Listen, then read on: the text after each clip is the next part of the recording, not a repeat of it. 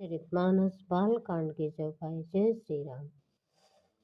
सौरभ पल्लव सुभग सुठ किए नीलमणि कोरी, हेम बौर मरकत भंवरी लसत हाटमय डोरी। नीलमणि को कोर करके अत्यंत सुंदर आम के पत्ते बनाए और सोने के बौर आपके फूल और रेशम की डोरी से बंधे हुए पत्ते के बने फलों के गुच्छे सुशोभित हैं।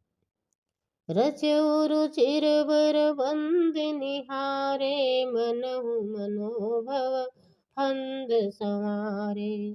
मंगल कलश अनेक बनाए, ध्वज पताक पट चामर सुहाए।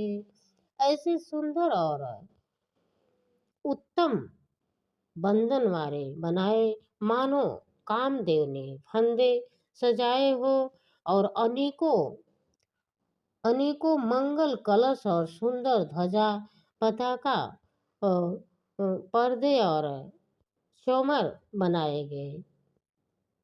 दीप मनोहर मणिमय नाना, जाय नवरनी बीच बिताना।